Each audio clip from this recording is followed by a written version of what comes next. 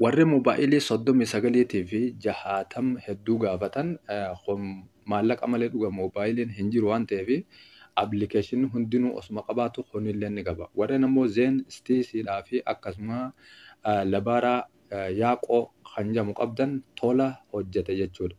Moobaayilii irraa gara kanatti jijjiiramaa isiniin jechaadha. Mee appilikeeshinoota nuti ferii jennee gallakkifnu kana irra baay'een namaa garii appilikeeshinaa yoonii fi bitan malee akka waan hin turre itti fakkaata. Haa ta'u malee immoo appilikeeshiniin tokko hogguu dhaabbachuu ka'ee maallaqaan bitamee fi kunis walumaan dhaabbata. Amma wolfi VPN hayyamu kana namoonni maallaqaan bitan koodii isaa immoo bifa salphaattiin isiniif maxxansa. Telegiraama jala dhuftanii argachuu hin dandeessan.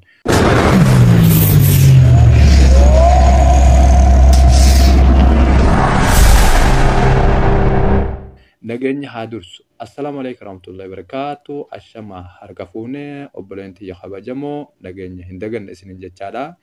Mee amma appilikeeshinii kana dhaamseetiin jira. Dhaamsee waan hin jiruufi maal irratti ni hojjetamu hin hojjetu kan jedhu viidiyoo TikTok gubanne seennee fakkeenyaaf kun kan duraan jiru ni hojjetamu hin hojjetu. Anamma daataan hin qabu jechuudha. Akkuma ilaaltanii gartan natti dukkana hin qabu. YouTube yoon ifisannee warreen duraan baname malee akkasuma ilaaltanii gartan hin qabu. Garuu immoo appilikeeshiniin ani itti fayyadamu kun appilikeeshinii kami jechuun keessan maal? Wolf VPN amma isa kana isin appilikeeshinii kun ni bitamu koodiin isaa akkasitti beektan. Bitamu qofa osoo hin taane koodii bifa salphaadhaan argachuu dandeessan.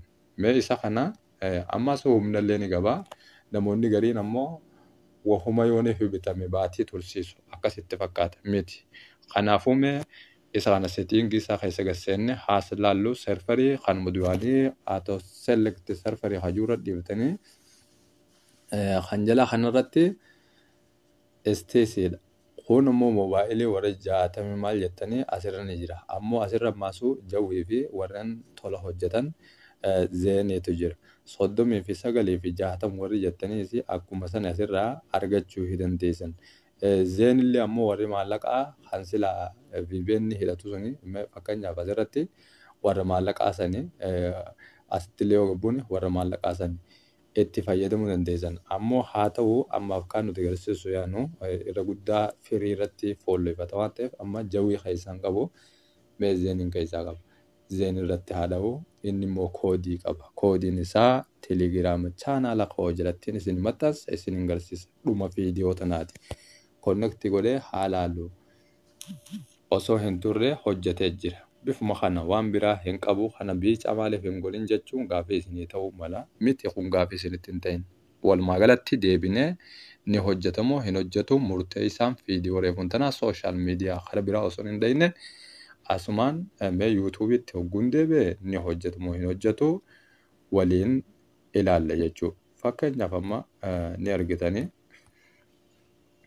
yuutuubii akka fayyadamaa jiruun ni argitanii mee bifa salphatti hojjete jechuudha. Hordoftoonni kabajamoo warreen ammoo gara chaanaala Gadaa Oroodhaa dhuftan sabiskiraayib godhuudhaan na jajjabeessaa. Laayikiin keessan baay'ee murteessaadha. Warreen laayik gootanii fi sabiskiraayib gootanii chaanaala kanaaf maatii ta'aa jirtan guddaa galatooma. Asumaaniif duuba deebinee TikTok yoon ifisannee liivii isaan hojjetamu hin hojjetu kan jedhu walumaa galattuu irra guddaa liivii ta'uu hin argitanii.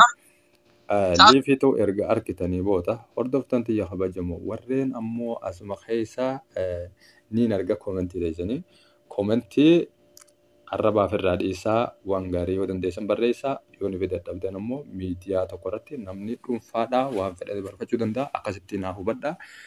Namuma hundaa'uu arrabsoo osoo dhiiftanii wayyaa koodii appilikeeshina kanaa eessatti arganna kan jiru telegiraama seentan telegiraama hogguu seentanne.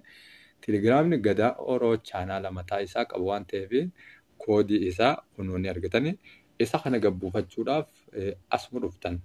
As hogguu dhuftan immoo irratti hogguu dhootan bifa salphatti gabbuufachuu dandeessan. Instaal amma hogguun instaal godhee open godhee seenee inni isa dalagaa jiru sanii amma disconnect waan ta'eef connect godhee dalachiifadha.